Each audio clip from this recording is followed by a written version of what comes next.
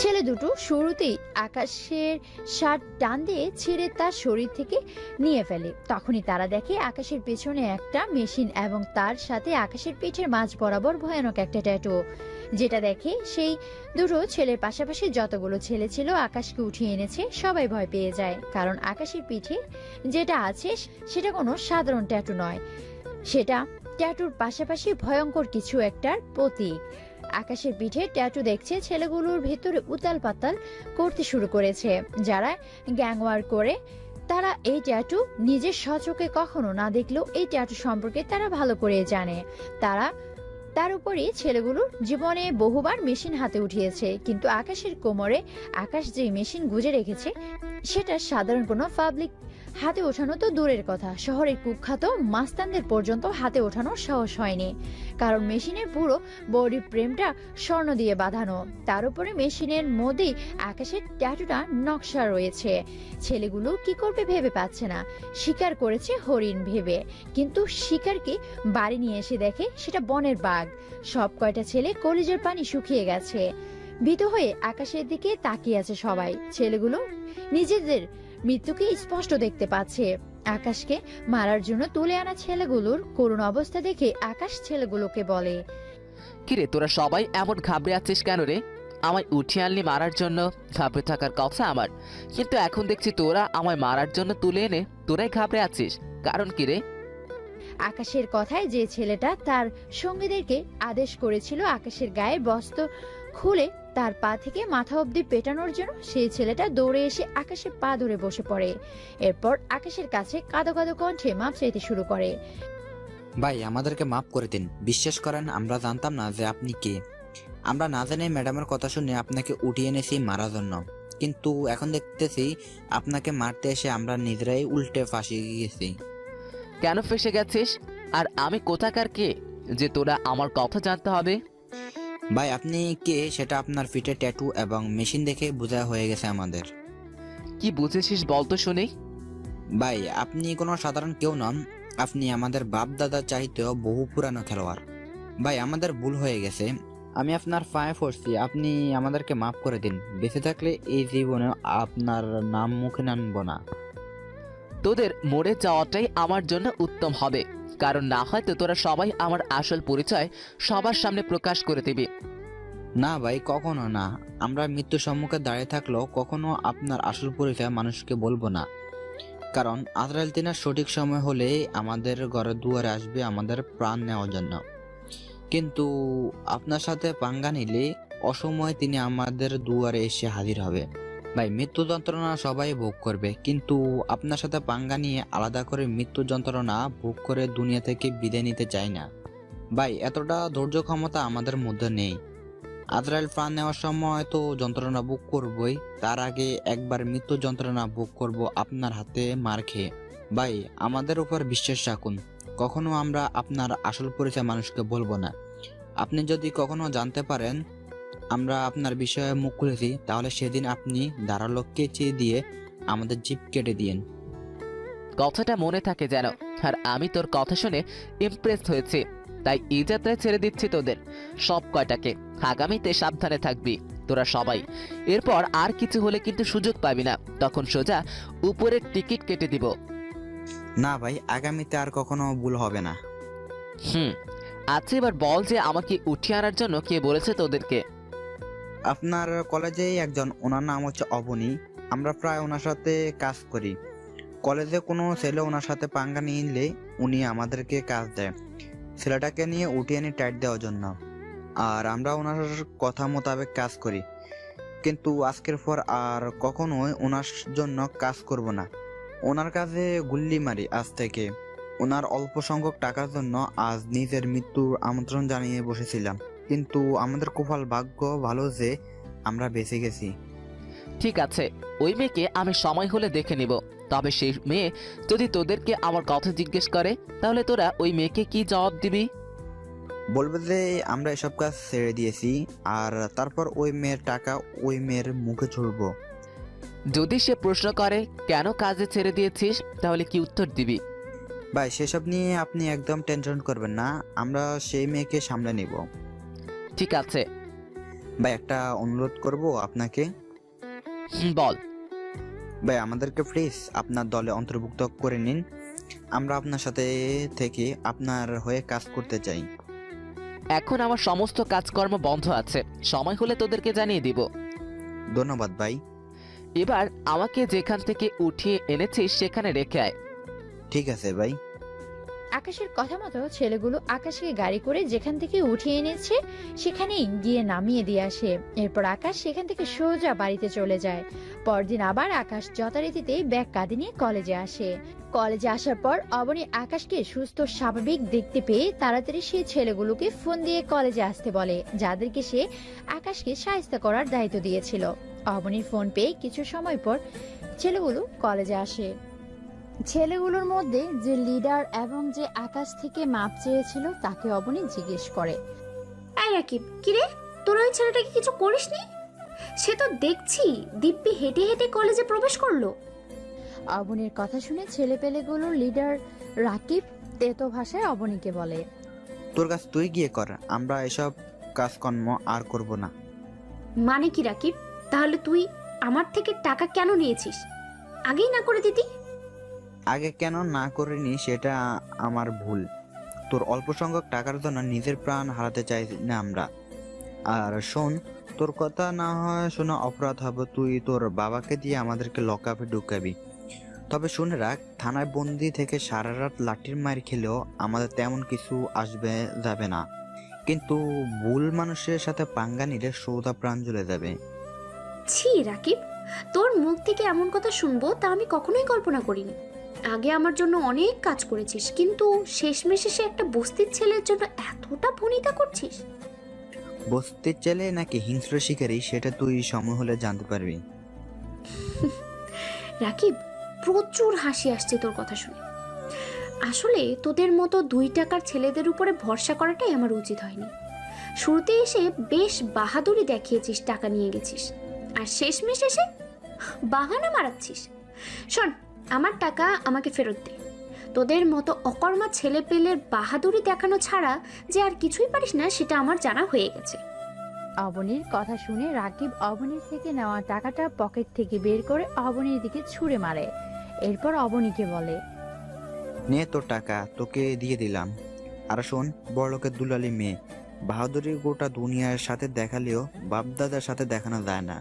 তাই তোকে একটা ভালো উপদেশ দিচ্ছি, নিজে ভালো চাইলেও ওই ছেলের চিন্তা বাদ দিয়ে অন্য কিছু কর, না হয়তো এমন মার পড়বে তোর পেটের উপর, তখন গোটা দুনিয়ার সমস্ত ওষুধ খেলেও তোর শরীর থেকে যন্ত্রণা কমবে না। এবারা আমাকে জ্ঞান দিতে আসিস না। একটা বস্তির ছেলেকে মারতে পারিসনি, আবার বড় বড় লেকচার মারছিস। শোন, ওই ছেলেকে তোরা মারতে পারিসনি ঠিকই, কিন্তু আমার হাত থেকে সে রেহাই পাবে না। গ্রামের কেওয়া ভুট্টাকে আজ ক্লাসের পরে কি করি তোরা সবাই দেখতে আসিস। আজ কলেজ ছুটির পরে সবাই চলে আসিস কলেজের সামনে, তখন খেলা দেখতে পাবি। এবার সব কয়টা অকর্মা ভাগ আমার চোখের সামনে থেকে। ছেলেগুলো আর কথাবার্তা না বাড়িয়ে অবনীর সামনে থেকে চলে যায়, কারণ তারা বোকার সাথে কথাবার্তা বলে আর সময় নষ্ট করতে চায় না। অপরদিকে আকাশ ক্লাস শেষ করে ত্রিধার সাথে গল্প করতে করতে ক্লাসরুম থেকে বের হয়ে কলেজের বাইরে আসে। এমত অবস্থায় আকাশ দেখে অনেক কয়টা পুলিশের গাড়ি কলেজের বাইরে দাঁড়িয়ে আছে। আকাশ কিছুটা অবাক হয় এতগুলো পুলিশের গাড়ি দেখে। অন্যদিকে পুলিশের গাড়িগুলো আকাশের জন্য অপেক্ষা করছিল। তারা অপেক্ষা করে বসেছিল কলেজ ছুটি হবে আর তারা আকাশকে তুলে নিয়ে যাবে। তাদের প্ল্যান মোতাবেক কলেজ ছুটি হলে আকাশ কলেজ থেকে বের হতেই তারা গাড়ি থেকে নেমে আকাশের কাছে আসে।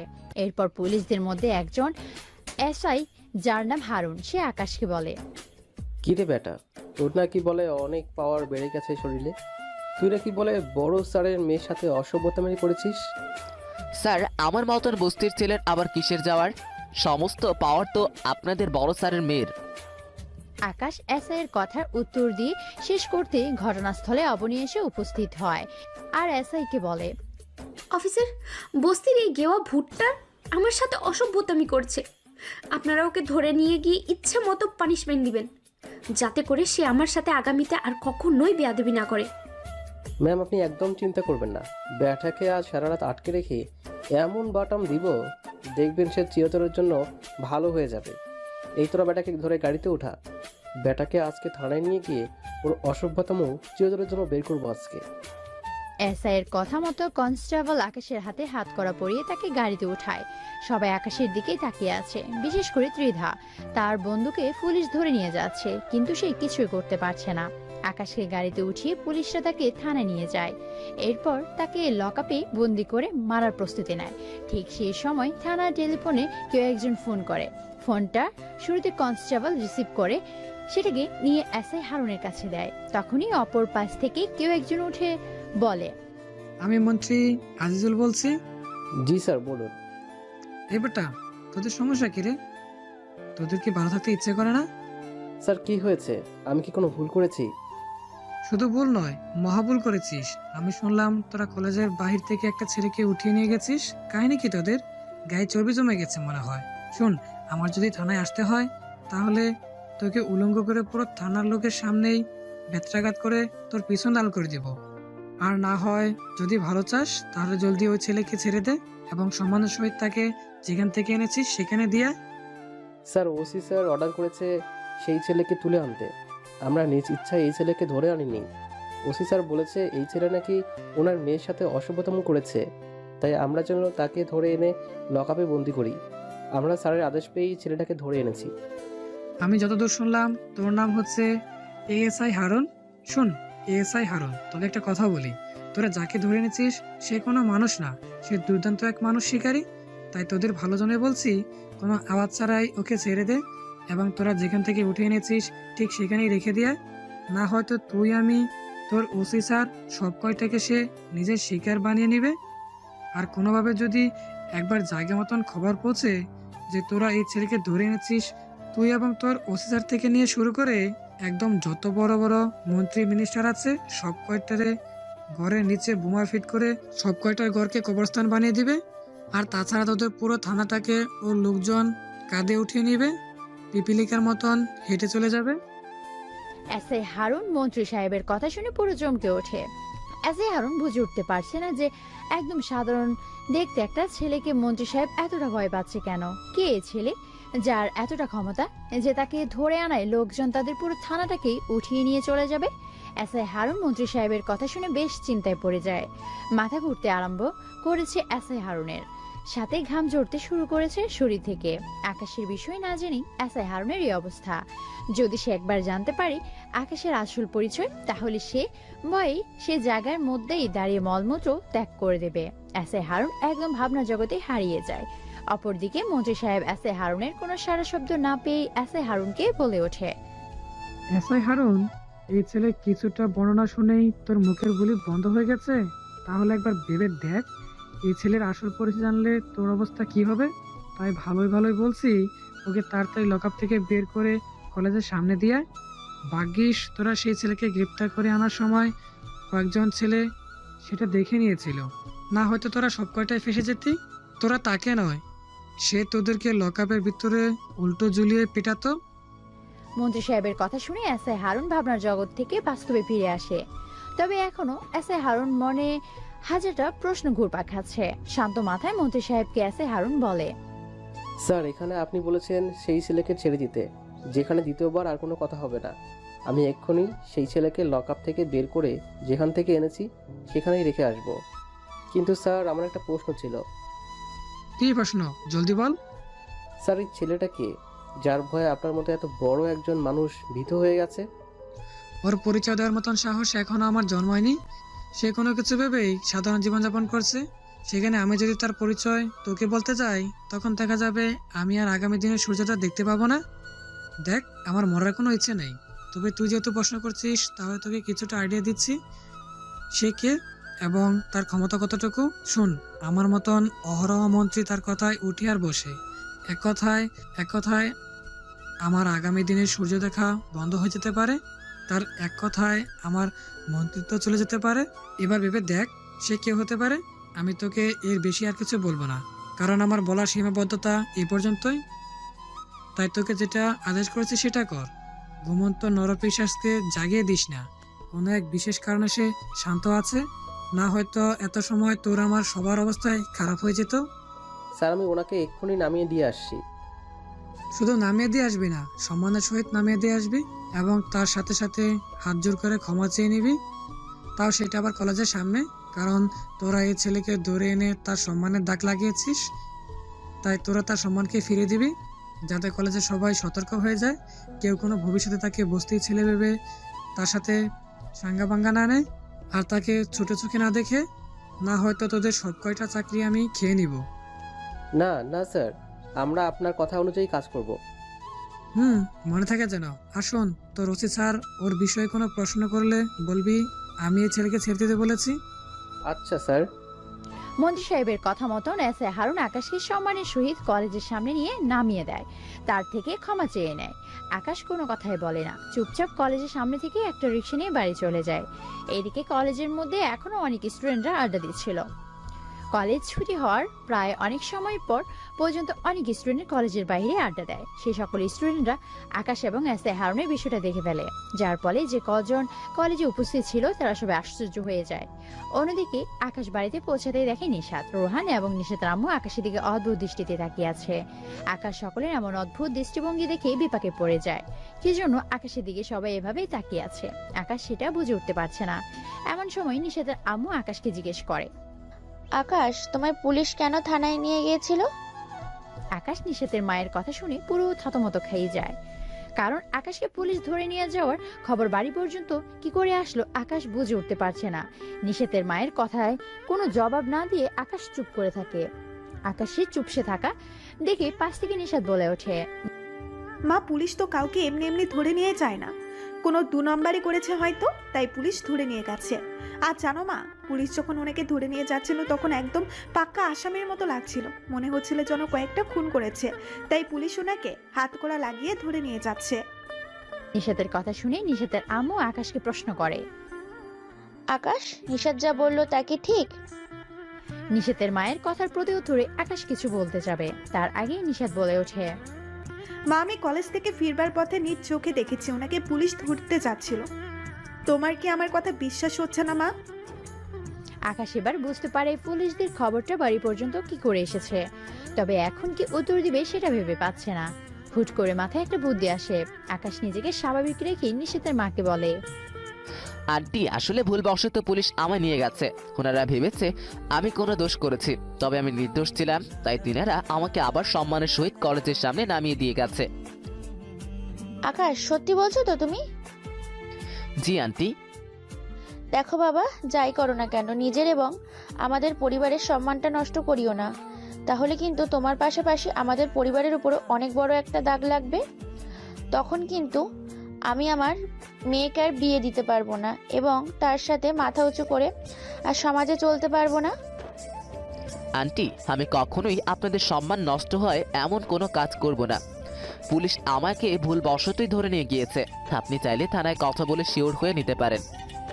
না বাবা, থাক, তোমার উপর আমার বিশ্বাস আছে। এবার গিয়ে ফ্রেশ হয়ে নিচে আসো খেতে। ঠিক আছে আন্টি। আকাশ নিজের রুমে চলে আসে, এরপর কাঁধ থেকে ব্যাগ রেখে গোসল করতে চলে যায়। কিছু সময় পর গোসল শেষ করে খালি গায়ে প্যান্ট পরা অবস্থায় গামছা হাতে বেরিয়ে আসে। ঠিক সেই সময় দেখে নিশাত আকাশের দিকে চোখ বড় বড় করে লোভনীয় দৃষ্টিতে তাকিয়ে আছে। আকাশ তাড়াতাড়ি করে হাত দিয়ে গামছাটা গায়ে পেঁচিয়ে নেয়, যাতে করে তার শরীরটা দেখা না যায় এবং পিঠে ট্যাটুটা নিশাতের চোখে না পড়ে। কিন্তু নিশাত ইতিমধ্যেই নিজের হুঁশ জ্ঞান হারিয়ে বসেছে। সে মাতালের মতো আকাশের বুকের দিকে তাকিয়ে আছে। ইস, গামছাটা গায়ে জড়িয়েছিস কেন? কি সুন্দর লাগছে তোকে, ধবধবে সাদা বুক, তার উপরে ঘন পশম দিয়ে বুকটা ভরে আছে। ইচ্ছে করছে ঠোঁট চূড়া তোর বুকের সাথে চেপে ধরে কয়েক হাজার চুমু খাই। আমি তো ভেবেছিলাম তুই উপর থেকে দেখতে যেমন ভিতরটাও ঠিক তেমনই হবে, কিন্তু তোর বুকটা যে এতটা আকর্ষণীয় হবে তা কোনোদিন আমার কল্পনাতেও আসেনি। ইস, তোর ওই ধবধবে সাদাটা বুকটাতে চুমু খেতে পারলে আমার মনটা প্রশান্তি লাভ করতো। নিশাতের কথা শুনে আকাশ বলে ওঠে, এই নিশাত, মানে কি এসবের? কি সব উল্টাপাল্টা কথা বলছো তুমি? আর তুমি আমার রুমে কি করছো? আকাশের কথায় নিশাতের হুঁশ ফিরে আসে। নিশাত তাড়াতাড়ি করে নিজেকে সামলে নিয়ে বলে, না মানে কিছু না। আকাশ নিশাতের বিষয়টা বুঝতে পেরে আর এ বিষয়ে কোনো কথা বলে না। কথাটাকে এড়িয়ে গিয়ে নিশাতকে জিজ্ঞেস করে, বুঝেছি, কিন্তু তুমি আমার রুমে কি কারণে এসেছো? তোর কাছে সত্যিটা জানতে। কিসের সত্যি? আর তুমি আমাকে তুই তুকারি করছো কেন? আমি মায়ের সামনে তোকে সম্মান দিলেও অন্য সমস্ত জায়গায় তোকে তুই বলেই ডাকবো, কারণ তোর যোগ্যতা নেই আমার মুখ থেকে আপনি শোনার। এবার চটাচট বলে ফেল, পুলিশ তোকে থানায় কেন নিয়ে গেছিল? আমি জানি তুই মায়ের সামনে মিথ্যা বলেছিস। পুলিশ তোকে ধরে নিয়ে যাওয়ার পেছনে অন্য আরেকটা কারণ আছে, তাই এবার সত্যিটা বলে ফেল। নিশাত, আমি তোমার মায়ের সামনে সত্যিটাই বলেছি। তোমাকে আলাদা করে বলার মতন কোনো সত্য আমার মাঝে নেই। আমি জানি তুই এখনো মিথ্যা বলছিস, তবে শুনে রাখ, বেশি দিন কিন্তু তোর সত্যিটা লুকায়িত থাকবে না। এক সময় না এক সময় ঠিকই সত্যিটা আমরা জানতে পারবো, তখন কিন্তু তুই কোনোভাবেই ছাড় পাবি না বলে দিলাম।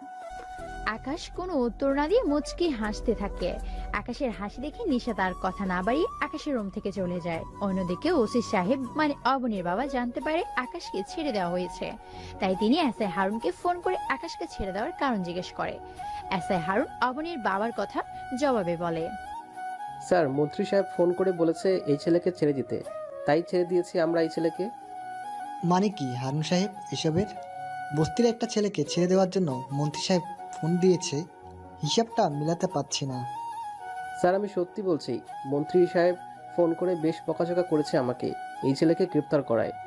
উনি ফোন করে সোজা বলেছে এই ছেলেকে ছেড়ে না দিলে আমার কপালে দুঃখ আছে, তাই ছেড়ে দিতে বাধ্য হয়েছি। তবে স্যার, একটা কথা। কি কথা?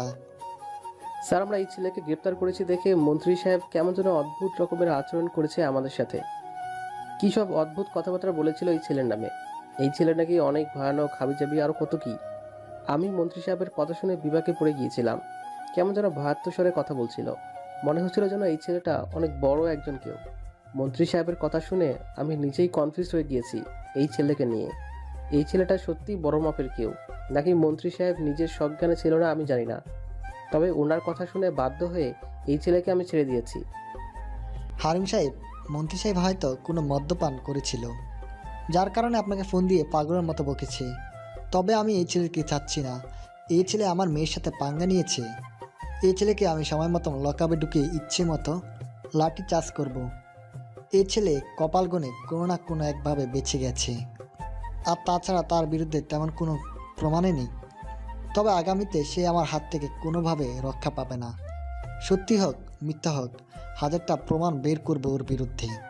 এরপর লকআপে এনে গণ দোলাই দিব ওকে। আমার মেয়ের সাথে পাঙ্গা নেওয়ার ফল সে পাবে। সে জানে না আমি ওসি কতটা ভয়ঙ্কর। বিশেষ আমার মেয়ের ব্যাপারে। আমার মেয়ের সাথে কেউ উঁচু গলায় কথা বললেও তার কোনো ছাড় নেই। স্যার, আমার মাথায় একটা বুদ্ধি আছে। কি বুদ্ধি? স্যার, বাইরের গুন্ডা মাস্তানকে টাকা দিয়ে এই ছেলেকে শায়েস্তা করা যায়, না হয়তো অন্য আরও কোনো উপায়ে।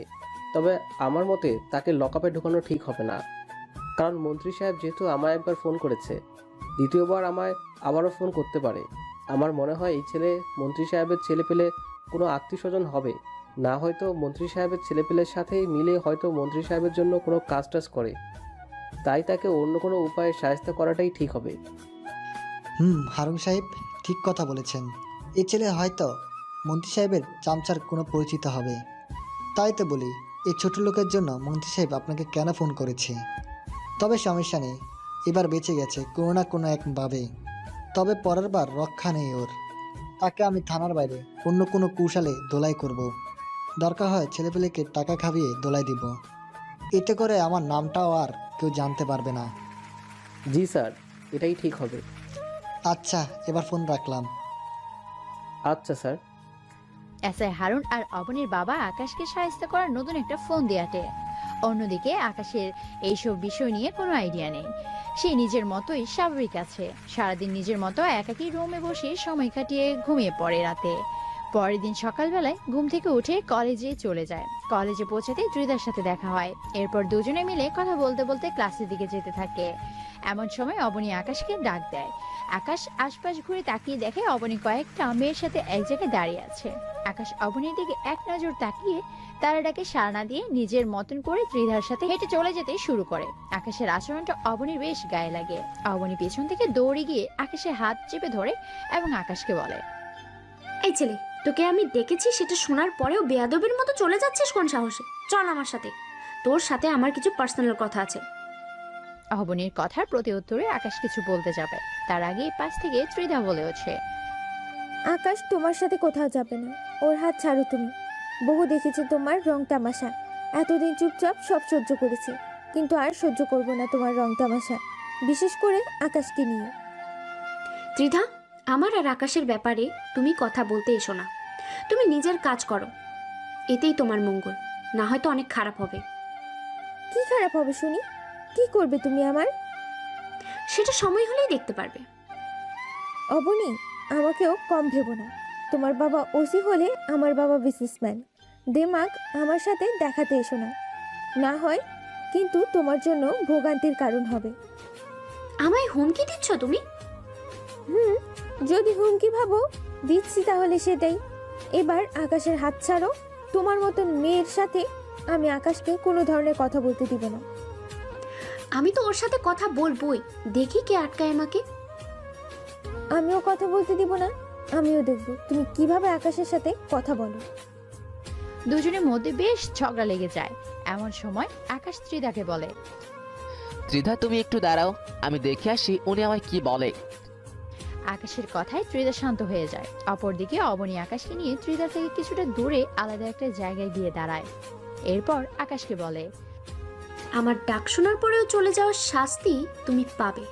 তবে আগে এখন এটা বলো যে সেই মেয়ে তোর কি লাগে? তোকে নিয়ে কিসের এত আদিক্ষেতা তার? সেটা আমাদের ব্যক্তিগত ব্যাপার, আপনার তাতে সমস্যা কই? আমার অনেক সমস্যা। মানে কি? মানে হলো অনেক হয়েছে তোর সাথে ঝগড়াঝাটি। এখন আমি চাচ্ছি তোর সাথে ঝগড়াঝাটি বন্ধ করে একটা সুসম্পর্ক গড়ে তুলতে। সকাল সকাল নেশা টেশা করে এসছেন মনে হয়।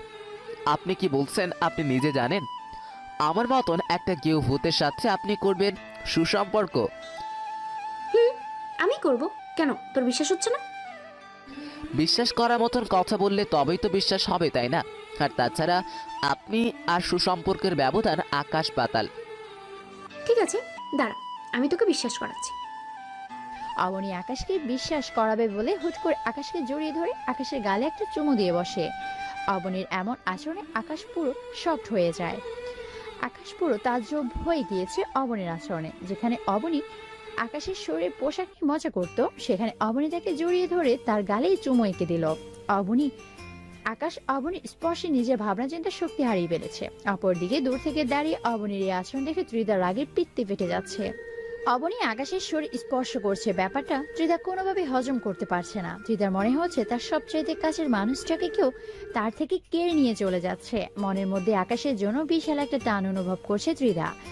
রাগে চোখের কোণ বেয়ে চুপচুপ করে পানি পড়তে আরম্ভ করছে ত্রিধার ইচ্ছা করছে ছুটে গিয়ে অবনীকে মেরে কুচি কুচি করে নদীতে ভাসিয়ে দিতে, আর তার সাথে আকাশকে নিজের কাছে টেনে নিয়ে শক্ত করে জড়িয়ে ধরতে। কিন্তু ওই দিকে ত্রিধা ইচ্ছেটা অন্যকেও পূরণ করে বসে আছে। ত্রিধার রাগান্বিত দৃষ্টিভঙ্গিতেই দুজনের দিকে তাকিয়ে আছে।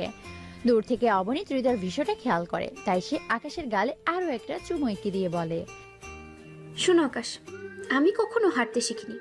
আমার কোনো জিনিস পছন্দ হলে বা কোনো জিনিস নিয়ে কেউ আমার সাথে বাড়াবাড়ি করলে আমি প্রতিপক্ষের মানুষটাকে পরাজয় করানোর জন্য সব রকম কিছু করতে পারি। এছাড়া আমার যা ইচ্ছা হয় আমি তাই করি। আমার পছন্দের জিনিসের মধ্যে কখনো কেউ হস্তক্ষেপ করতে পারে না। তাই তোকে কি বলছি মন দিয়ে শোন। ওই ত্রিধা নামক মেয়েটার থেকে দূরে দূরে থাকবে। সে আমার সাথে পাঙ্গা নিয়েছে, তাই আমি তোকে নিজের ঘনিষ্ঠ করে নিয়েছি। আমি আগেই বলেছি আমি জেতার জন্য সব করতে পারি, আমি হেরে যাওয়ার মতো মানুষ নই। তাই আজ থেকে সেই মেয়েটার সাথে তোকে যেন আমি চলাফেরা করতে না দেখি, তাহলে কিন্তু অতীতের সমস্ত শোধ সহ তুলে নেব তোর উপরে। অবনীর কথা শুনে আকাশের চরম রাগ উঠে যায়। আকাশ জোর খাটিয়ে অবনীকে নিচ থেকে ছাড়িয়ে নেয়। এরপর সজোরে একটা থাপ্পড় মেরে অবনীকে বলে, শোন, পাওয়ার সবার উপরে দেখালেও আমার উপরে দেখাতে আসিস না। আমি তোর এই অদ্ভুত আচরণের জন্য প্রস্তুত ছিলাম না, না হয়তো কখনোই তুই আমার শরীরে স্পর্শ করতে পারতি না। আমি গরিব হতে পারি, কিন্তু তোর মতন একটা মেয়ের পাগলামিতে সাড়া দিব তেমন মাথামোটা আমি নই। তাই আগামীতে আর কখনো আমার সাথে এমন করার চিন্তা ভাবনা মাথায়ও আনিস না। আর সবচাইতে বড় কথা হলো, আমি আমার ইচ্ছে মতোই সব করব, যার সাথে ইচ্ছে হয় মিশবো। তোর কথা শুনবার সময় আমার নেই। দ্বিধা আমার বেস্ট ফ্রেন্ড, আমি তোর কথা কখনোই ওর সাথে সম্পর্ক খারাপ করব না বা দূরত্ব তৈরি করব না। কথাগুলো মাথায় থাকে যেন। কাজটা ঠিক করিসনি বস্তির কে অবুধ। আমার দিকে আজ অবধি ভালো করে কলেজের কেউ চোখ তুলে তাকাবার সাহস পর্যন্ত পাইনি, সেখানে তুই আমার গায়ে হাত উঠিয়েছিস। আমি এই থাপ্পড়ের প্রতিশোধ অবশ্যই তোর থেকে নেব। আর একটু আগে কি বললি, আমার মতো মেয়ের পাগলামিতে সাড়া দিবি না? শোনে রাখ, তোকে আমি যে কোনো মূল্যে নিজের করব। ওই মেয়ের জন্য তুই আমাকে বড় গলায় কথা বলার সাহস করেছিস। আমার যাই হবে হোক, টাকা পয়সা তোর কাছে শরীর বিসর্জন দিয়ে হলেও আমি তোকে নিজের করব। ওই মেয়ের চোখে আমি আঙ্গুল দিয়ে দেখিয়ে দেব আমি কি কি করতে পারি। সে আমার সাথে তোকে নিয়ে বড় গলায় কথা বলে, আমি তার কথা বলার সমস্ত রাস্তা বন্ধ করে দেব তোকে নিজের করে নিয়ে। দেখিয়ে দেব ওই মেয়েকে আমি তোকে নিজের করে নিয়ে। হ্যাঁ, আমার মাথায় সমস্যা দেখা দিয়েছে যে আমি তোর মতন একটা তার ছিঁড়া মেয়ের সাথে ঘনিষ্ঠ হব। আমার তো খেয়ে দিয়ে আর কোনো কাজ নেই, তাই না? কাজ আছে কি নেই সেটা সময়ে তুই দেখতে পাবি। আমি যেটা এবার মুখ দিয়ে বলছি সেটা দুনিয়া উল্টে গেলেও আমার হবে। এই মেয়ে, পাগলামি বন্ধ করে অন্য কারো মাথা নষ্ট কর গিয়ে। আমার সাথে পাগলামি করে কোনো লাভ নেই। আকাশ, এখনো সুযোগ আছে, আমাকে তুই নিজের করে নে, না হয়তো সত্যি অনেক ভয়ঙ্কর কিছু ঘটবে। ধ্যাত, তোর মতন পাগলের সাথে থাকলে মাথাটাই নষ্ট হবে। শোন, তোর যা খুশি তুই কর, আমি গেলাম। আকাশ অবনীকে রেখে ত্রিদার কাছে চলে আসে। ত্রিদা অনেকটা খুশি হয়। আকাশ অবনীকে থাপ্পড় মারায়, কিন্তু তারপরেও ত্রিদার ভেতরটা জ্বলছে। অবনী আকাশকে জড়িয়ে ধরার দৃশ্যটা ত্রিদার চোখের সামনে বারবার ভাসছে। গম্ভীর ভাব নিয়ে দাঁড়িয়ে থাকে ত্রিদা। আকাশ ত্রিদার গম্ভীর ভাব দেখে জিজ্ঞেস করে, ত্রিধা, কি হয়েছে তোমার? তুমি এমন গুমড়ো মুখ করে আছো কেন? ত্রিদা কোনো উত্তর না দিয়ে চুপ করে দাঁড়িয়ে থাকে। আকাশ ত্রিদাকে আবার প্রশ্ন করে, এই ত্রিধা, কি হয়েছে? কথা বলছো না কেন? ত্রিদা আবার খপ করে আকাশের হাত চেপে ধরে। এরপর কোনো কথাবার্তা ছাড়ে আকাশের হাত ধরে টানতে টানতে তাকে কলেজের বাইরে নিয়ে যায়। কলেজের বাইরে নিয়ে গিয়ে একটা রিক্সা দাঁড় করিয়ে আকাশকে বলে, রিক্সায় উঠে বসো। আরে ত্রিধা, তুমি এমন রেগে আছো কেন আমার উপরে? আর কোথায় নিয়ে যাচ্ছ তুমি আমায়? সেটা রিক্সায় উঠলেই বসলেই জানতে পারবি। এখন যেটা বলছি সেটা কর। আকাশ আর কোনো কথাবার্তা না বলে উঠে ত্রিদার কথা মতো রিক্সা উঠে বসে। আকাশ উঠে বসার পর ত্রিদাও আকাশের পাশে রিক্সা উঠে বসে। এরপর ত্রিদা রিক্সাওয়ালা মামাকে বলে, মামা, লেকের পার নিয়ে চলেন রিক্সা। রিক্সাওয়ালা মামা ত্রিদার কথা মতো লেকের পাড়ে নিয়ে রিক্সা থামায়। লেকের পাড়ে একটা জায়গার নাম। অবশ্যই সেখানে একটা বিশাল বড় লেক আছে। এই লেকের কারণে জায়গাটার নাম মানুষ লেক পার দিয়েছে। ত্রিদা ব্যাগ থেকে টাকা বের করে রিক্সাওয়ালা মামাকে ভাড়া চুকিয়ে দিয়ে আকাশের হাত আবার খপ করে চেপে ধরে এবং আকাশকে আবারও টানতে টানতে বড় লেকটার কাছে নিয়ে যায়। লেকের কাছে যাওয়ার পর ত্রিদা অদ্ভুতভাবে আকাশের পকেটে হাত দিয়ে আকাশের মোবাইল এবং মানিব্যাগ নিজের কাছে নিয়ে নেয়। এরপর সজোরে একটা ধাক্কা দিয়ে আকাশকে বড় লেকটার মধ্যে ফেলে দিয়ে চেঁচিয়ে বলে, সেই মেয়ে তোকে জড়িয়ে ধরেছে, তাই এটা তোর শাস্তি। এবার লেকের পানিতে গোসল করে নিজেকে পবিত্র কর। কত বড় সাহস ওই মেয়ের! সে আমার সামনে তোকে জড়িয়ে ধরে তোর গালে চুমু খায়। ওই মেয়েকে তো আমি সুযোগ মতন ধরবই, কিন্তু তার আগে তোর শাস্তিটা তোকে দিয়ে নি। তোর অপবিত্র শরীর তুই আগে লেকের পানি দিয়ে পবিত্র কর, তারপর আমার সাথে কথা বলতে আসিস। ত্রিধার এমন অদ্ভুত আচরণে আকাশ বেকুব হয়ে যায়। লেকের পানিতে চুপচুপে ভেজা শরীর নিয়ে সাঁতার কেটে আকাশ লেক থেকে উপরে উঠে আসে। লেকের পানি অন্যদিনের তুলনায় আজ বেশ ঠান্ডা হয়ে আছে। আকাশ উপরে উঠে এসে কাঁপতে আরম্ভ করে। ত্রিধা আকাশের কাঁপুনি দেখে হাসতে শুরু করে। ত্রিধার বেশ আনন্দ লাগছে এখন। ত্রিধার আনন্দিত চেহারা দেখে আকাশ ত্রিধাকে জিজ্ঞেস করে, ত্রিধা, এটা কি করলে তুমি? সেই মেয়েটার কর্মের শাস্তি তুমি আমায় দিলে। আমি এখন কি পরব? সমস্ত জামা কাপড় তো ভিজে গিয়েছে। এই অবস্থায় কই যাব আমি এখন? যা করেছি বেশ করেছি। তুই তখন কাবিলতি দেখিয়ে না গেলে সেখানে সে মেয়ে তোকে কখনোই জড়িয়ে ধরে নষ্টমী করতো না। তোর ভুলের শাস্তি আমি তোকে দিয়েছি। এবার চল আমার সাথে। কই যাব এই ভিজা শরীর নিয়ে আমি? সেটা গেলেই দেখতে পাবি। বারবার একই রকম প্রশ্ন করে মেজাজ খারাপ করবি না, বলে দিলাম। সোজা চল আমার সাথে। আকাশ আর কোনো কথা না বলে চুপচাপ ত্রিধার সাথে হাঁটতে আরম্ভ করে। ত্রিধা আকাশকে কিছুটা পথ হাঁটিয়ে নিয়ে এসে ভেজা শরীর আকাশকে রিকশাতে ওঠায়। এরপর সেও আগের বারের ন্যায় উঠে বসে।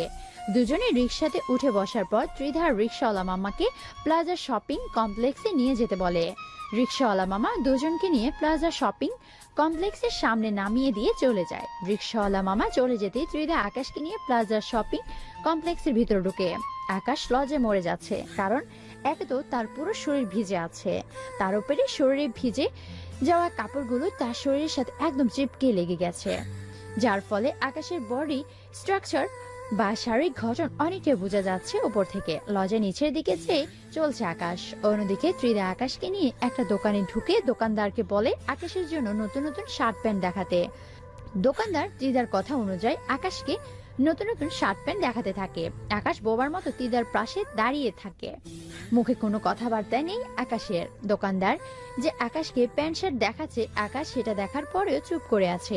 আকাশের চুপসে থাকা দেখে ত্রিধা নিজেই আকাশের জন্য কয়েকটা নতুন শার্ট এবং প্যান্ট ক্রয় করে। এরপর আকাশের হাতে একটা শার্ট আর একটা প্যান্ট দিয়ে বলে, ট্রায়াল রুমে ঢুকে এসব পরে আয়। আকাশ বাধ্য ছেলের মতন ট্রায়াল রুমে গিয়ে শার্ট আর প্যান্টটা গায়ে লাগিয়ে আসে, কারণ তার ভেজা কাপড় পরিবর্তন করাটা আবশ্যক হয়ে উঠেছিল। আকাশ বেরিয়ে আসার পর ত্রিধা বাকি প্যান্ট শার্টগুলো দোকানদারের থেকে প্যাকিং করে নেয় এবং সমস্ত হিসাব চুকিয়ে আকাশকে সঙ্গে নিয়ে প্লাজা শপিং মল কমপ্লেক্স থেকে বেরিয়ে আসে। এরপর আবারও একটা রিক্সা ডেকে আকাশকে সঙ্গে নিয়ে রিক্সা উঠে বসে। তারপর মিষ্টি গলায় আকাশকে বলে, এখন আমার বেশ স্বস্তি লাগছে। আকাশ, আমি সরি তোমায় লেকে ফেলে দেওয়ার পাশাপাশি তোমার সাথে তুতুকারি করার জন্য। ঠিক আছে, কিন্তু তোমার অদ্ভুত আচরণের কারণটা আমায় একটু বলো তো প্লিজ। আকাশ, সেই মেয়ে আমার সাথে ঝগড়া লেগেছে, তার উপরে সে আমার সামনে তোমাকে জড়িয়ে ধরে তোমার চুমু খেয়েছে। মেয়েটার সেই বিষয়টা আমার বেশ জেলাস লেগেছে। জানি না কেন জানি ভিতরে ভিতরে আমি তেলে বেগুনে চলছিলাম, তাই তোমায় লেকে ফেলে দিয়েছি। আমার কেন জানি মনে হচ্ছিল সেই শয়তান মেয়েটার উষ্ণতা তোমার শরীরে ছড়িয়ে আছে, তাই এমনটা করেছি আমি। ত্রিধা, এটা কোনো কথা? তুমি ভালো করেই জানো সে একটা মাতাল টাইপের মেয়ে। সে আমার সাথে মাতলামি করায় তার রাগ তুমি আমার উপরে ছাড়বে? তোমার উপরেই ছাড়বো, কারণ তুমি আমার বেস্ট ফ্রেন্ড, সে আমার কেউ লাগে না, তাই আমার যা খুশি তোমার সাথে করব। ত্রিধা, সেই মেয়ের মতন তোমার মাথা নষ্ট হয়ে গেছে। ধুর, যা হবে হোক, এখন চলো রিক্সায় করে দুজন ঘুরে বেড়াবো।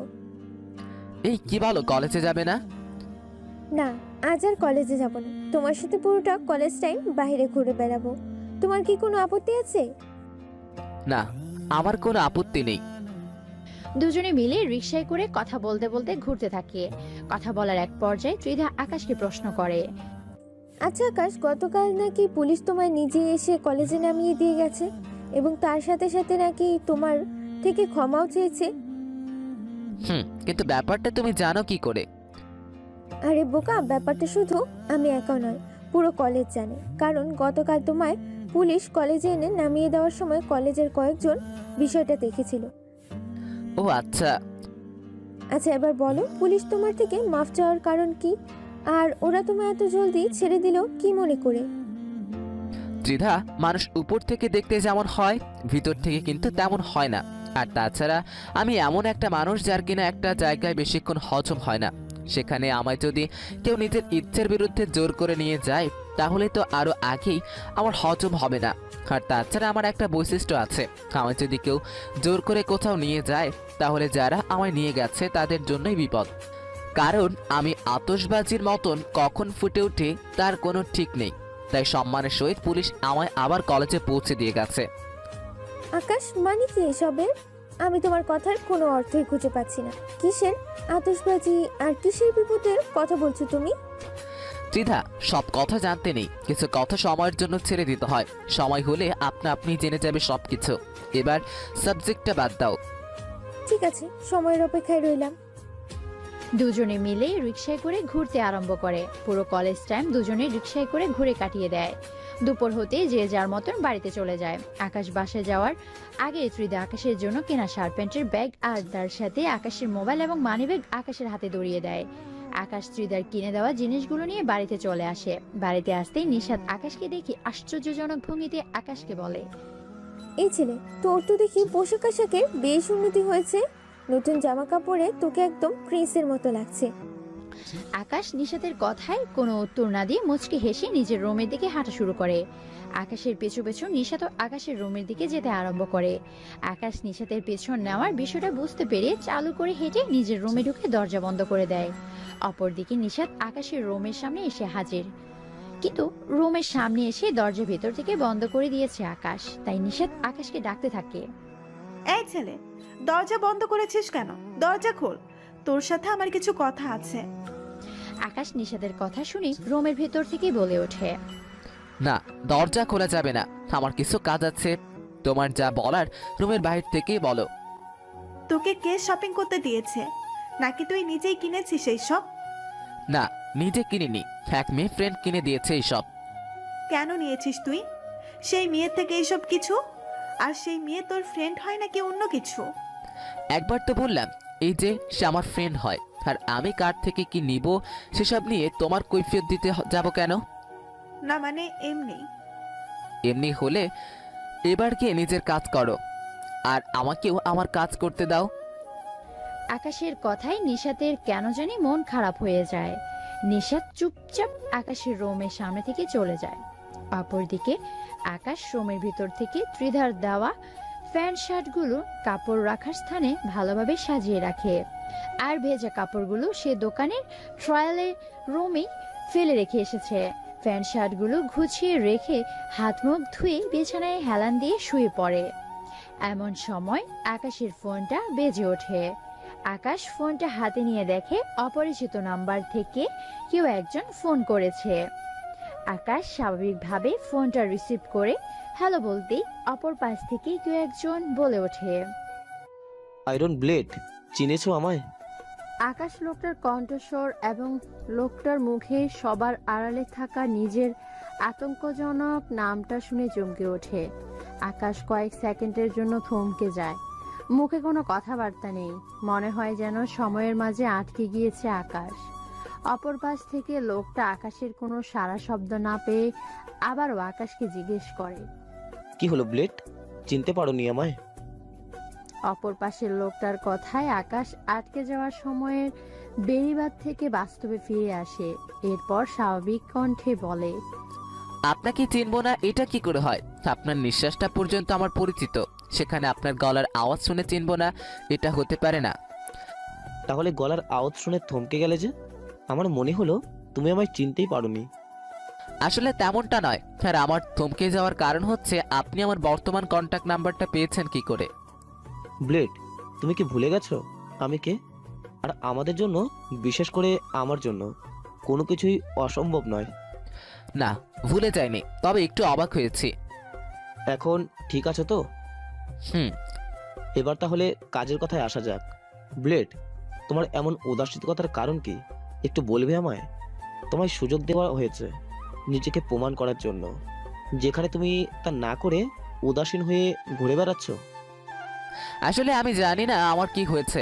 আমার লক্ষ্যমাত্রা সব সময় ঠিকই ছিল, কিন্তু কেন জানি আমার মাঝে উদাসীনতা চলে এসেছে।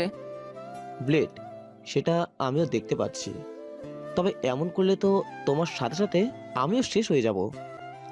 ব্লেড, তুমি ছিলে হিংস্র এক শিকারী। তোমার ভয়ে অসংখ্য মানুষ নিজেকে শুটিয়ে রাখত। সেই মানুষগুলো আজ আমার সামনে এসে বড় গলায় কথা বলছে। তোমার ভয়ে কুমলতবলি মানুষরা সবসময় আতঙ্কে থাকতো, তারা আজকে খোলাখুলিভাবে সমাজে অন্যায় করে বেড়াচ্ছে। তার থেকেও বড় কথা, তোমার জন্য আমি বাকি 9 জনের সাথে ফাইট করেছি, কিন্তু তুমি উদাসীন হয়ে বসে আছো। ব্লেড, আন্ডারওয়ার্ল্ডের বেস্ট ইনিভেল টিম থেকে যখন তোমায় পদ্মচ্যুত করে দেওয়া হয়, তখন বাকি 9 জন তোমার বিরুদ্ধে করলেও আমি তোমার সঙ্গ দিয়েছি। তখন বাকিরা তোমার বিরোধিতা করলেও আমি তোমায় শেষ একটা সুযোগ দিয়েছি। আন্ডারওয়ার্ল্ডে বেস্ট ইলেভেলের বাকি সদস্যরা আমায় তখন হুমকি দিয়েছিল, তুমি যদি নিজেকে প্রমাণ করতে না পারো তাহলে তারা আমারও বিরোধিতা করবে। তোমার উদাসীনতায় আজ তারা সেটা করেছে। তোমাকে সাপোর্ট করাই তারা আমাকে কখনো মন থেকে মেনে নিতে পারেনি। তারা ভেতরে ভেতরে আমার প্রতি অসন্তুষ্ট থাকলেও লোক দেখানোর সম্মান তারা আমাকে দিয়েছে, কিন্তু বর্তমানে তোমার উদাসীনতার কারণে আমাকেই মেরে ফেলার জন্য তারা উঠে পড়ে লেগেছে।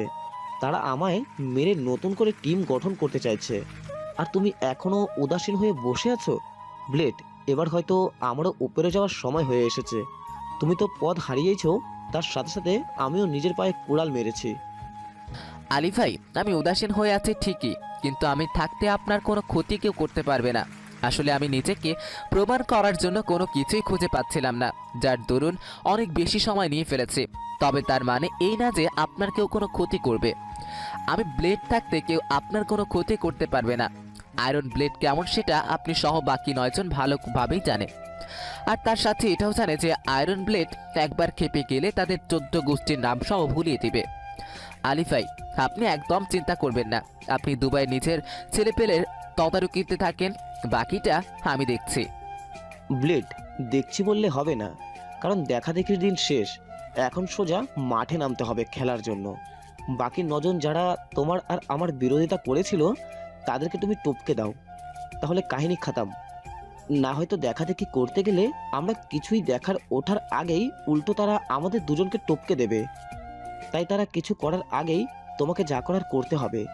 আমি তোমার অ্যাকাউন্টে বেশ মোটা একটা অ্যামাউন্ট পাঠিয়ে দিচ্ছি, আর সবকটা গিরগিটির ইনফরমেশন তোমায় আমি পাঠিয়ে দিব। কে কোন গর্তে গিয়ে লুকিয়ে আছে সমস্ত ইনফরমেশন তুমি সময় মতো পেয়ে যাবে। আর আগামীকাল তুমি অস্ট্রেলিয়ায় চলে যাও। তোমার কাছে তো ইন্টারন্যাশনাল পাসপোর্ট রয়েছে। তুমি অস্ট্রেলিয়া গিয়ে সর্বপ্রথম জালাউদ্দিনকে শেষ করে এসো। সে অস্ট্রেলিয়াতে রয়েছে বর্তমানে। তারপর একটা একটা করে তোমায় বাকি সবকটার ইনফরমেশন দেব। তুমি গিয়ে গিয়ে বাকিগুলোকে ওপরে পাঠিয়ে দেবে। তবে দেখো কিন্তু সাবধানে, সবার দেশেই সবার কিন্তু একটা এক্সট্রা পাওয়ার রয়েছে। অস্ট্রেলিয়াতে কিন্তু জালাউদ্দিনের বেশ ক্ষমতা আছে। তাকে তোমার কৌশলে মারতে হবে। অসতর্কভাবে কোনো কিছু করলে কিন্তু তুমি নিজেই মারা পড়বে, এবং সাথে আমিও শেষ হব। আলী ভাই, আপনি একদম টেনশন করবেন না। আমি ব্লেড এতটা কাঁচা খেলোয়াড় না। আর আমার আয়রন ব্লেড নামটাও এমনিতে হয়নি। অগণিত মানুষের ত্যাগের পর আয়রন ব্লেড নামটা হয়েছে আমার। সত্যিকার অর্থে ব্লেডের যে কার্যকারিতা সেটা আমি সবাইকে দেখাবো। অগ্রিম শুভকামনা ব্লেড তোমার জন্য। তোমার খেলা দেখার অপেক্ষায় বসে আছি। খেলা শেষ হলে দুভাই মিলে আবার নতুন করে আন্ডারওয়ার্ল্ডের বেস্ট মাফিয়া টিম বানাবো। তারপর আবার রাজত্ব করব নতুন করে। আলী ভাই, সেই প্রত্যাশা আমিও করছি। তাহলে আগামীকাল প্রথম মিশনে অস্ট্রেলিয়া যাচ্ছ তুমি। এবার প্রিপারেশন নিতে শুরু করো, পরে কথা হচ্ছে আবার তোমার সাথে আমার। আচ্ছা আলী ভাই। 11 দেশের 11 জনকে নিয়ে আন্ডারওয়ার্ল্ডের বেস্ট 11 নামক মাফিয়া টিম বানানো হয়েছে একটা। আকাশ সেই দলেরই একজন, কিন্তু বেস্ট 11 মাফিয়া টিমের আসল বস আলী ভাই বাদে বাকি 9 জন সদস্য আকাশের বিরুদ্ধে ষড়যন্ত্র করে আকাশকে টিম থেকে বের করে দিয়েছে। কারণ তারা আকাশের ক্ষমতা দেখে অসন্তুষ্ট। তারা চায় সবাই নিজের নাম বানাতে, কিন্তু আকাশ সবার থেকে এগিয়ে থাকায় তারা আকাশের বিরোধিতা শুরু করেছে, যার কারণে আকাশকে মাফিয়া টিম থেকে পদচ্যুত করা হয়েছে। আর আকাশকে বের করে দেওয়ার সময় আলী ভাই আকাশকে একটা সুযোগ দিয়েছিল, যেটাতে বাকি 9 জন নারাজ ছিল। কিন্তু আকাশ সময় মতো নিজেকে প্রমাণ করতে না পারায় বাকি 9 জন মাফিয়ার আসল নেতা আলী ভাইয়ের পেছনে লেগেছে। তাই এখন প্ল্যান চলছে সবকটাকে শেষ করে দেওয়ার। আকাশ সবকটাকে শেষ করার জন্য নতুন করে আবার মাঠে নেমেছে। আকাশ আলী ভাইয়ের সাথে কথা শেষ করে ফোন রাখতেই আকাশের রুমের দরজায় নিশাতের মা এসে হাজির হয় এবং তাকে ডাকতে থাকে। এই আকাশ, খাবার খাবে না তুমি? বেলা তো অনেক হয়েছে, তাড়াতাড়ি নিচে এসো, টেবিলে খাবার সাজিয়ে রেখেছি আমি। আকাশ রুমের ভিতর থেকে নিশাতের আম্মুকে বলে। আন্টি, আসছি আমি। নিশাতের মা আকাশকে ডেকে চলে যায়। আর আকাশ বিছানা ছেড়ে উঠে নিশাতের মা ডেকে যাওয়ার কিছু সময় পরে দরজা খুলে নিচে যায় খাবার খেতে। নিচে গিয়ে দেখে রোহান নিশাত খাবার টেবিলে বসে আছে, আর নিশাতের মা মানে আকাশের আন্টি দাঁড়িয়ে আছে। নিশাতের আম্মু আকাশকে দেখতে পেয়ে নিশাতকে বলে, নিশাত, আমার শরীরটা খারাপ লাগছে, আমি রুমে যাচ্ছি। তুই তোর আকাশ ভাইয়াকে খাবার বেড়ে দে, অনেক সময় হয়েছে, বেচারা হয়তো অনেক খিদে পেয়েছে।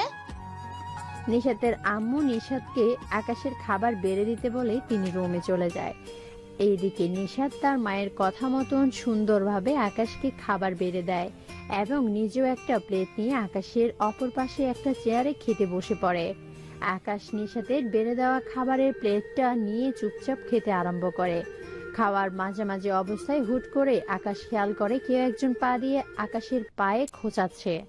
আকাশ সাময়িকের জন্য খাওয়া বন্ধ করে টেবিলের নিচে তাকায়। তখনই দেখে নিশাত তার পা দিয়ে আকাশকে খোঁচাচ্ছে। আকাশ নিশাতের এমন আচরণ দেখে টেবিলের নিচ থেকে নজর উঠিয়ে নিশাতের দিকে তাকায়। আকাশ নিশাতের দিকে তাকাতেই দেখে নিশাত মুচকি মুচকি হাসছে। নিশাতেই পাশে নিশাতের ভাই রোহান বসে আছে। আকাশ যে নিশাত কিছু বলবে সেটাও বলতে পারছে না রোহানের জন্য, তাই সে নিজের পা একদম গুটিয়ে নিয়ে চুপচাপ খাওয়ায় মনোযোগ দেয়। আকাশ নিজের পা একদম গুটিয়ে নেওয়ায় নিশাত আর আকাশের পায়ে খোঁচা দিতে পারে না। আকাশ চুপচাপ নিজের খাওয়া সেরে নিয়ে আবারও নিজের রুমে গিয়ে শুয়ে পড়ে। তবে এবার আকাশ রুমের দরজাটা আটকাতে ভুলে গেছে। দরজা না আটকিয়ে সে শুয়ে পড়েছে। কিছুক্ষণ যেতে হুট করে নিশাত আকাশের রুমে ঢুকে আকাশের রুমের দরজার ভিতর থেকে আটকে দেয়। ওই যে কথায় আছে না, ভুল করলে ভুলের মাসুল দিতেই হবে। আকাশ ভুলে দরজা না আটকানোর শাস্তিটা হয়তো এখন সে পাবে। আকাশ কিছু বুঝে ওঠার আগেই নিশাত আকাশের রুমে ঢুকে রুমের দরজা আটকে আকাশের গায়ের উপর গিয়ে ঝাঁপিয়ে পড়ে। এরপর সজোরে আকাশের চুল টেনে ধরে আকাশকে বলে, এই যে বস্তির গেও ভূত, তোর এত কিসের দেমাক রে? হ্যাঁ, আমি আবার কিসের দামাক দেখালাম? আর তুমি আমার সাথে এমন করছো কেন? ছাড়ো আমায়। না, তোকে আমি ছাড়বো না। তুই ভালো করেই জানিস যে আমি তোর প্রতি আসক্ত হয়ে পড়েছি। তারপরেও তুই আমার সাথে ভাব নিচ্ছিস কেন? আমি যে তোকে বারবার ইশারা করে নিজের কাছে টানতে চাইছি সেটা তুই বুঝেও আমার থেকে নিজেকে গুটিয়ে নিচ্ছিস কেন? নিশাত, আমি বুঝলেও কোনো লাভ নেই, কারণ আমি একটা বস্তির ছেলে আর তুমি কোথায় শহরের মেয়ে। তোমার সাথে আমার কখনোই যায় না, তাই সবকিছু বুঝেও নিজেকে সামলে রেখেছি। হ্যাঁ, তুই বস্তির ছেলে, তোর সাথে আমার কখনোই যায় না, কিন্তু তারপরেও একদম তুই আমার থেকে নিজেকে দূরে সরিয়ে রাখবি না। তুই যেমনই হ, তোর সাথে আমি নিজেকে মানিয়ে নেওয়ার চেষ্টা করব। নিশাত, পাগলামো বন্ধ করে আমার শরীরের উপর থেকে সরো। আমি তোমার এসব পাগলামোতে কখনোই সাড়া দিব না, তাই ভালোই ভালোই বলছি, আমায় ছেড়ে দূরে সরো, না হয় কিন্তু অনেক খারাপ হবে। এই গেও ভূত, তুই আমাকে হুমকি দিচ্ছিস? দাঁড়া, তোকে দেখাচ্ছি মজা। নিশাত আকাশকে মজা দেখাবে বলে তার ঠোঁটের দিকে এগোতে থাকে। এগোতে এগোতে আকাশের ঠোঁটের একদম কাছে চলে গিয়েছে নিশাত। আর একটু হলেই নিশাত অঘটন ঘটাবে। আকাশ নিশাতের বদ চিন্তাধারা বুঝতে পেরে ঠাস করে শোয়া অবস্থায় নিশাতের গালে একটা থাপ্পড় লাগিয়ে দেয়। আর সাথে সাথেই নিশাত আকাশের ওপর থেকে সরে গিয়ে খাটের পাশে দাঁড়ায়। কথায় আছে না, লাঠির ভূত কখনো কথার মাধ্যমে গাড় থেকে নামে না। আকাশের হাতে থাপ্পড় খেয়ে নিশাতের মাথা থেকে ভূত পালিয়ে গেছে। তবে ভূত পালিয়ে গেলেও নিশাত থেমে নেই। গালে হাত দিয়ে রাগান্বিত কণ্ঠে আকাশকে বলে, এই থাপ্পড়ের প্রতিশোধ আমি তুলবই। তুই আমাকে থাপ্পড় মেরেছিস তো, দেখবি সুযোগ মতো তোর ঠোঁট আমি কামড়ে ছিঁড়ে দিব। আর তার সাথে সাথে মিথ্যা একটা অপবাদ দিয়ে তোকে ঘর থেকেও বের করব। ঠিক আছে, দেখা যাবে। আমি অপেক্ষায় থাকলাম তোমার সুযোগের। আকাশের কথা শুনে নিশাতের আরো রাগ উঠে যায়। আকাশের দিকে ভয়ার্ত চেহারা নিয়ে এক নজর তাকিয়ে নিশাত রেগেমেগে রুম থেকে বেরিয়ে যায়। নিশাত রুম থেকে বেরিয়ে যেতেই আকাশ রুমের দরজা আটকে আবারও শুয়ে পড়ে। দিন কেটে যায় এভাবে। পরদিন আকাশ সকালবেলা রেডি হয়ে নিশাতের আম্মুকে বলে সে এক ফ্রেন্ডের বিয়েতে গ্রামে যাবে, 2-3 দিন লাগবে তার ফিরতে। এরপর সে কাঁধে একটা ব্যাগ নিয়ে ঘর থেকে বেরিয়ে পড়ে। অপরদিকে এসআই হারুন কোনো এক কাজে এয়ারপোর্টে যায়। সেখানে গিয়ে দেখে কালো কোটাই পরা 25-30 জন ছেলে একসাথে দাঁড়িয়ে আছে, আর তাদের মধ্যে আকাশও রয়েছে। এসআই হারুন আকাশকে দেখে তার দিকে অগ্রসর হতে শুরু করে। 10-15 কদম সামনে এগোতেই দেখে এসআই হারুন যে থানায় আছে সেই এলাকার একজন বড় নেতা আকাশের সাথে গিয়ে কোলাকুলি করতে শুরু করে। রানিং যেই সরকার ক্ষমতায় রয়েছে নেতাটা সেই দলেরই লোক। এসআই হারুন মাঝে মধ্যে এই নেতার থেকে চা পানির পয়সা নেয়। নেতার আশেপাশে অনেক ছেলে পেলে। নেতা আকাশের সাথে কোলাকুলি করার পরক্ষণে কালো কোটায় পরা সমস্ত ছেলে পেলে এবং আকাশ এয়ারপোর্টের ভেতর ঢুকে পড়ে। এসআই হারুন এই দৃশ্য দেখে দৌড়ে নেতা সাহেবের কাছে যায়। এরপর সবার আড়াল করে নেতা সাহেবকে বলে, স্যার, ওই ছেলেটা কে যার সাথে আপনি কোলাকুলি করলেন? ওসি স্যার এবং আমি তো সেই ছেলেকে সুযোগ মতো গ্রেফতার করে লকআপে ঢোকানোর প্ল্যান করে রেখেছি। নেতা সাহেব এসআই হারুনের কথা শুনে কষে একটা থাপ্পড় লাগিয়ে দেয় এসআই হারুনের গালে। তারপর তাচ্ছিল্যের সুরে এসআই হারুনকে বলে, থাপ্পড়টা মেরেছি তোর মাথার জ্যাম ছুটানোর জন্য। সকাল সকাল হয়তো নেশা টেশা করে এসেছিস তুই, না হয়তো উল্টোপাল্টা কথা বলতি না। যেখানে তার সাথে আমি কোলাকুলি করেছি সেখানে তুই তাকে গ্রেপ্তার করবি? তোর কথা শুনে হাসবো না কাঁদবো বুঝে উঠতে পারছি না। তোর মতন একটা পুঁটি মাছ নীলতিমির শিকার করবে এটাও আমার শুনতে হলো। এই বেটা, তুই কি জানিস সে কে? সে হলো একটা নীলতিমি। সে তার থেকে বড় বড় দানবকে শিকার করে, সেখানে তুই তার কি লোম ছিড়বি? শোন, এসব চিন্তা ভাবনা মাথা থেকে বের করে দিয়ে ছোট সাইজের মাছ ধরার চেষ্টা করে গিয়ে, না হয়তো তোর প্রাণ ভোমরা তোর শরীরে কোন ছিদ্র দিয়ে বের হয়ে যাবে তুই নিজেও টের পাবি না। এসআই হারুন পুরো বেকুব হয়ে যায় যে সে আকাশের বিষয় কোনো হিসাব মেলাতে পারছে না। কে ছেলে যার সামনে এলাকার বড় বড় নেতা থেকে শুরু করে মন্ত্রী পর্যন্ত কোনো খাওয়া নেই? কে ছেলে যার সাথে এলাকার এত বড় একজন নেতা বুকে বুক মেলালো? এসআই হারুন যখন আকাশকে প্রথমবার দেখেছিল তখন তার এটাই মনে হয়েছে যে আকাশ একজন সাধারণ ছেলে, কিন্তু বর্তমান নেতা তার সাথে বুক মেলানো এবং আকাশের পোশাকের পরিবর্তন দেখে এসআই হারুন চিন্তায় পড়ে গেছে। মনে মনে সে আকাশকে নিয়ে ভাবতে থাকে। অপর পাশ থেকে এলাকার নেতা সাহেব এসআই হারুনকে ভাবনার জগতে হারিয়ে যেতে দেখে বলে ওঠে, ওই ছেলের সম্পর্কে কিছুটা শুনে তোর মাথাটাই জ্যাম খেয়ে গেছে। ভাইকে নিয়ে ইতিমধ্যেই তুই গভীর ভাবনায় হারিয়ে গেছিস। তাহলে একবার ভেবে দেখ, ভাইয়ের পুরো পরিচয়টা তুই জানতে বলে তোর অবস্থা কি হবে। তাই শোন, এখনো সময় আছে, ভালো হয়ে যা। ভাইকে গ্রেপ্তার করার বিষয়টা আমি জানতে পেরেছি দেখে তোকে দুটো চর থাপ্পড় মেরেছি। কিন্তু বিশ্বাস কর ভাই, যদি একবার জানতে পারে তুই ভাইকে গ্রেপ্তার করতে চাস তাহলে ভাইয়ের ছেলে ফেলি তোকে জ্যান্ত উঠিয়ে নিয়ে মাটির নিচে পুঁতে দিবে। নেতা সাহেবের কথা শুনে এসআই হারুনের হুঁশ ফিরে আসে। হুঁশ ফিরে আসার পর এসআই হারুন নেতা সাহেবকে বলে, স্যার, আপনি দরকার হয় আমাকে আরও 2-4টা চত্থাপ্পড় দিন, কিন্তু প্লিজ ওই ছেলের পরিচয়টা আমায় একটু বলুন। কারণ আমার মাথা ফেটে যাচ্ছে ওই ছেলেকে নিয়ে ভাবতে ভাবতে, কিন্তু উত্তর আমি খুঁজে পাচ্ছি না। সাধারণ দেখতে একটা ছেলে, অথচ তার সাথে আপনার মতন একজন বড় নেতা বুক মেলাচ্ছে। স্যার প্লিজ বলুন এই ছেলেকে। দেখ এসাই, তোকে থাপ্পড় মারার কোনো ইচ্ছেই আমার নেই, তবে তোকে শুরুতে মারার কারণ হচ্ছে তোকে সতর্ক করা। আর ভাইয়ের বিষয়ে বলার অনুমতি আমার নেই, কারণ প্রথমত উপর থেকে বারণ আছে, দ্বিতীয়ত আমি ভাইয়ের সাথে জীবনে আজ প্রথমবার দেখা করেছি, যার কারণে আমি নিজেই ঘুমের মধ্যে আছি। সব কিছু যেন আমার নিজের কাছে কল্পনা মনে হচ্ছে। আমিও ভাইকে চিনতাম না, তবে ওনার নাম ডাক আমি অনেক শুনেছি। একদিন মন্ত্রী আজিজুলের সাথে ওনার অফিসে বসে কথাবার্তা বলছিলাম, তখন কোনো একটা প্রসঙ্গে ওঠে, যেই প্রসঙ্গের মূল হচ্ছে এই ভাই। তখন মন্ত্রী সাহেবকে অনেক রিকোয়েস্ট করে ভাইয়ের একটা ছবি দেখি, আর আজ উপরওয়ালার হুকুমে ওনার সাথে আমার দেখা হয়েছে। তবে তোকে একটা কথা বলে রাখি, সময় হলে বাকি কেউ না জানলেও ভাইয়ের বিষয়ে তুই জেনে যাবি। দরকার হয় আমি নিজে তোকে ভাইয়ের বিষয়ে জানাবো, কিন্তু তুই তোর মাথা থেকে ভাইকে গ্রেপ্তার করার চিন্তা একদম বাদ দিতে। কারণ আগেই বললাম তুই একটা পুঁটি মাছ, আর সে হলো নীলতিমি। তোর মতন কয়েক হাজার টন পুঁটি মাছ সেই এক লক্ষ্মে গিলে খায়। তো এখনো সময় আছে, সাবধান হয়ে যা। স্যার আমি বুঝে গিয়েছি, এই ছেলে অনেক বড় মাপের একজন কেউ। না হয়তো এই ছেলেকে আমি একবার ওসি স্যারের কথায় গ্রেপ্তার করেছিলাম। এই ছেলেকে গ্রেপ্তার করার কিছু সময় পরেই মন্ত্রী আজিজুল স্যার আমায় ফোন করে দিয়ে বলেছে এই ছেলেকে ছেড়ে দিতে, এবং তার সাথে এই ছেলের বিষয়ে আমাকে অনেক কিছুই বলেছিল। তখন আমি মন্ত্রী সাহেবের কথাটা মানলেও ওনার কথাগুলোকে সেভাবে মাথায় নিইনি, কারণ আমি ভেবেছিলাম মন্ত্রী সাহেব হয়তো সজ্ঞানে নেই। কিন্তু আজ দেখছি একই জিনিস আবারও ঘটেছে। আপনিও ঠিক মন্ত্রী সাহেবের মতোই আমার সাথে তর্ক করলেন। আমি এবার কনফার্ম এই ছেলে কোনো সাধারণ মানুষ নয়। আজ থেকে আমি আর নাই এসবে। ওসি স্যার মরলে মরুক, কিন্তু আমি আর এসবের মধ্যে থাকবো না। কারণ নদীর মাছ হয়ে মহাসাগরে গিয়ে মহাসাগরের মাছের সঙ্গে পাঙ্খা নেওয়া নেহাত বোকামি। তাও যদি আবার হয় সে নীল তিমি। স্যার আমায় ক্ষমা করবেন, আমি আর এসবের মাঝে নেই। এই তো গুড বাই, এবার যা কি নিজের কাজ কর, আর আমিও চলে যাই, আমার কিছু কাজ আছে। ঠিক আছে স্যার।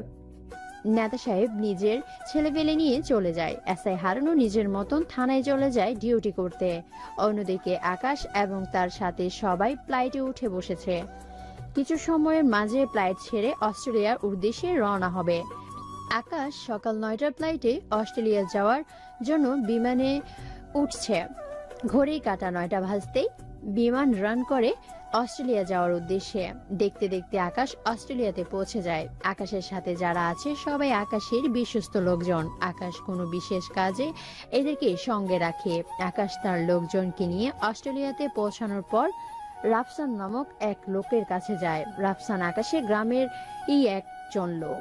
রাফসানের পরিবার অবস্থা যখন খারাপ ছিল তখন আকাশ রাফসানকে সাহায্য করে অস্ট্রেলিয়া পাঠায়। সেই থেকে রাফসান আকাশের জন্য জীবন দিতে প্রস্তুত। রাফসান আকাশের বিষয়ে সবকিছুই জানে। আকাশ অস্ট্রেলিয়াতে আসার আগে রাফসানকে ফোন করে জানিয়ে দেয় তার জন্য অনেকগুলো মেশিন রেডি করে রাখতে, কারণ আকাশ দেশ থেকে কখনোই ফ্লাইটে করে মেশিন নিয়ে যেতে পারবে না। তাই সে রাফসানকে আগ থেকেই বলে দেয়। রাফসান আকাশের কথা মতন অনেকগুলো মেশিন রেডি করে রাখে আকাশ এবং তার লোকজনের জন্য। এরপর সবাই সময় নষ্ট না করেই জালাল উদ্দিনের খোঁজে লেগে পড়ে। এইভাবেই 2 দিন খোঁজ করার পর জালাল উদ্দিনের অনেক তথ্য খুঁজে পায় এবং তার সাথে সাথে জালাল উদ্দিনের ঠিকানাও তারা পেয়ে যায়। আকাশ সবাইকে জানিয়ে দেয় আগামীকাল জালাল উদ্দিনের শিকার করবে তারা। তাই আজ সবাই হোটেলে ভালোভাবে রেস্ট করে নিতে। আকাশ পুরো একটা হোটেলে তাদের জন্য বুকিং করে নিয়েছে। তারা ব্যতীত আর কেউ নেই এই হোটেলে। আকাশের কথা মতন সবাই হোটেলের কক্ষে যে যার মতন করে শুয়ে রেস্ট করে। অপরদিকে আকাশ কাউকে কিছু না জানিয়ে সবাইকে রেখে 2 ঘন্টা হোটেল থেকে উধাও হয়ে যায়। 2 ঘন্টা পর আকাশ হোটেলে ফিরে আসে। তবে আকাশ যে 2 ঘন্টা উধাও ছিল হোটেল থেকে সেই বিষয় কেউ জানে না। সবাই ভেবেছে আকাশ নিজের রুমে শুয়ে আছে। আকাশ 2 ঘন্টা পর ফিরে এসে নিজের রুমে শুয়ে পড়ে। রাত কেটে যায়। পরদিন মাগরিব পর্যন্ত সবাই হোটেলে কাটিয়ে একটু অন্ধকার হতে জালাল উদ্দিনের শিকার করবে বলে বেরিয়ে যায়। কিছু সময় সফর করে সবাই জালাল উদ্দিনের ঠিকানায় গিয়ে পৌঁছায়। জালাল উদ্দিন বিশাল বড় একটা বাংলোতে থাকে। চতুর্পাশে গার্ড আর গার্ড। আকাশ পৌঁছে সর্বপ্রথম জালাল উদ্দিনের বাড়িটাকে এক নজর দেখে নেয়। তারপর সবাইকে বলে